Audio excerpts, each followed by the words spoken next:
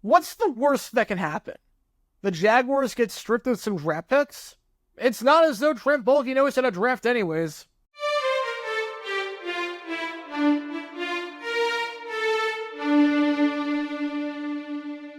Welcome everybody to JJ9 News, where we talk all things NFL all the time. I'm Jared Gary, and I represent the 904 from the 602, and today we are talking about this team behind me right here, the Jacksonville Jaguars, and the lawsuit involving former kicker, now in the Washington Commanders, Brandon McManus. I talked a bit about that in a previous video of mine.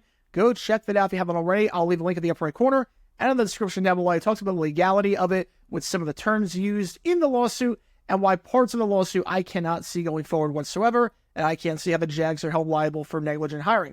However, there was one interesting thing in the lawsuit that could lead to the Jaguars potentially getting punished by the NFL, whether it's through a fine, whether it's through a loss of a draft pick, and that is the alcohol policy.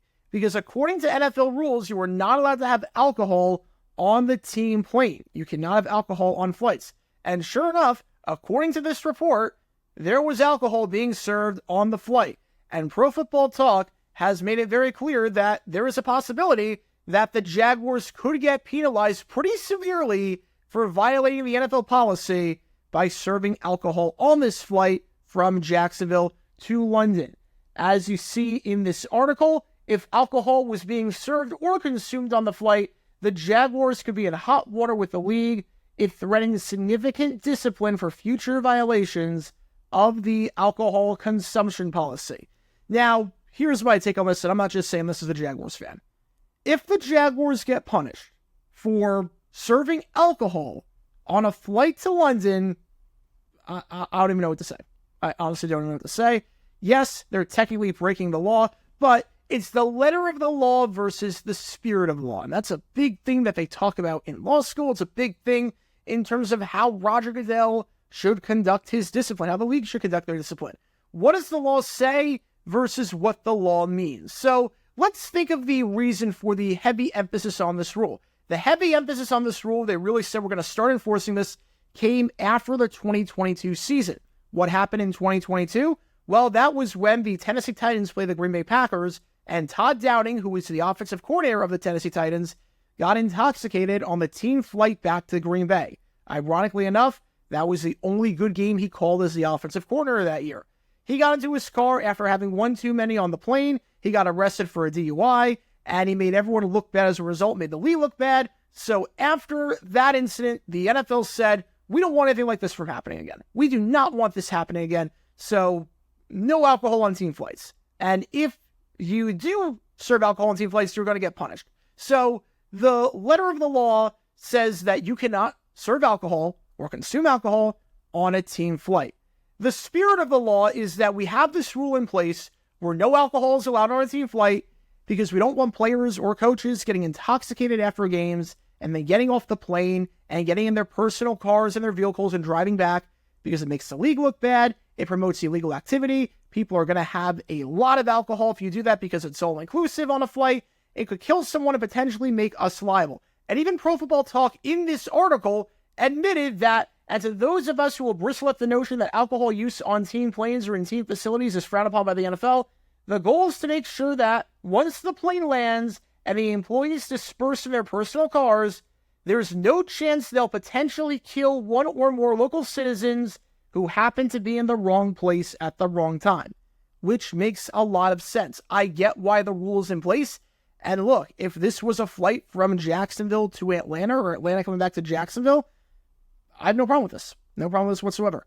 Again, letter of the law versus spirit of the law. How the heck does this apply to the Jaguars?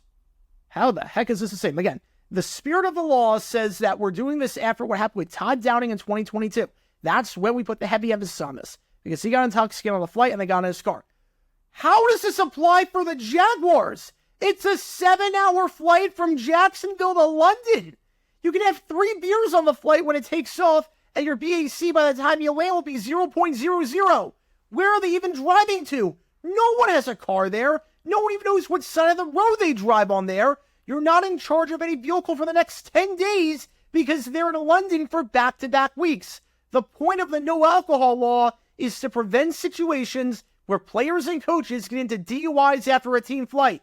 That can't possibly apply here in a foreign country.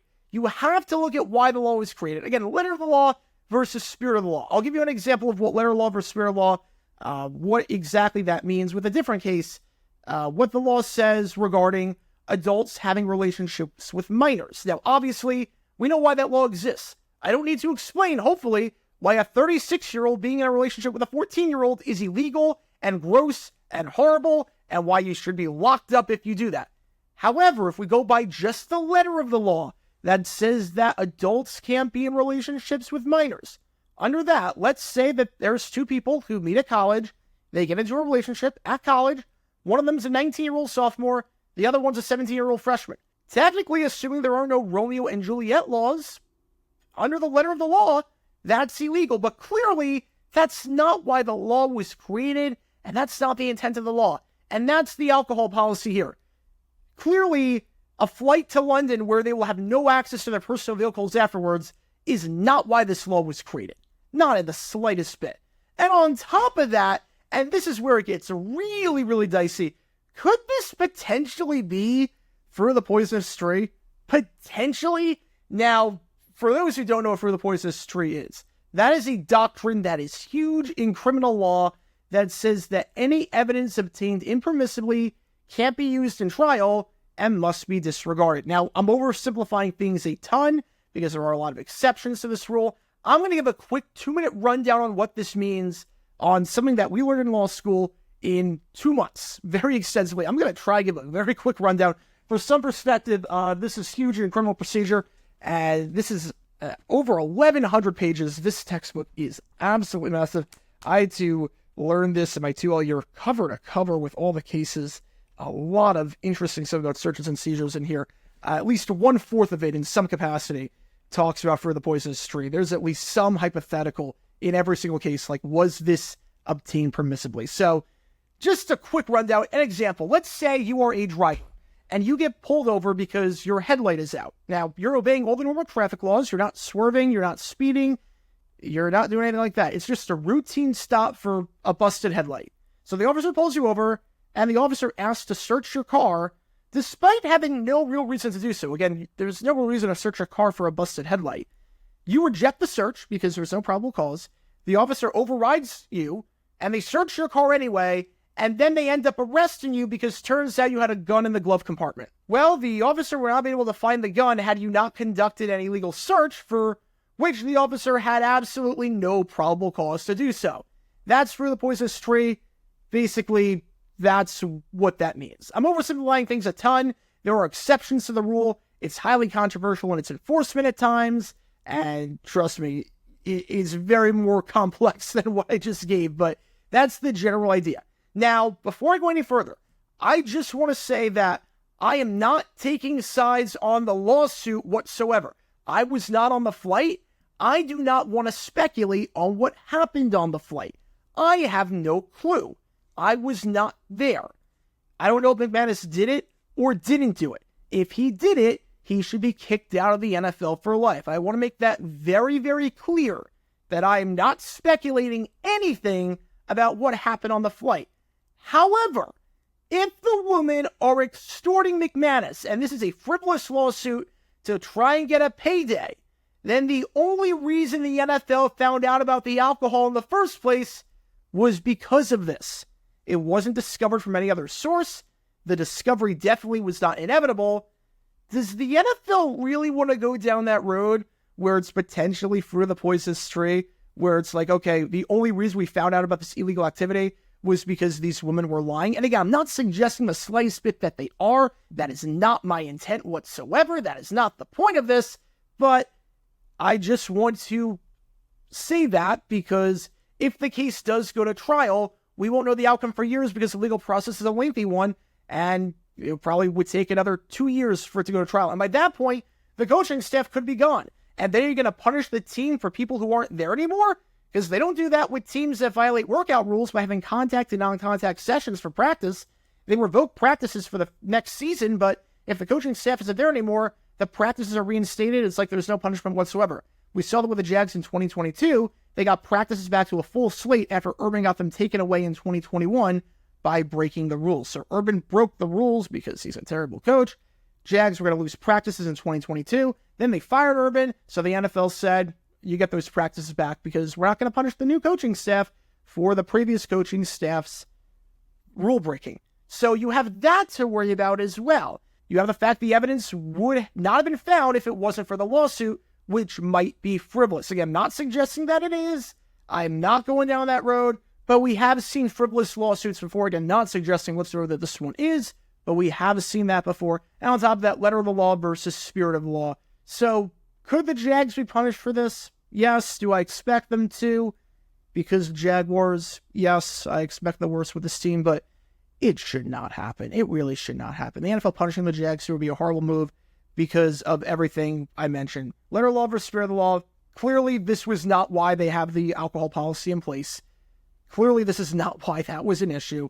On top of that, for the poisonous tree, it doesn't really apply to the NFL. It's just a legal concept that leagues could use, I guess, when obtaining evidence.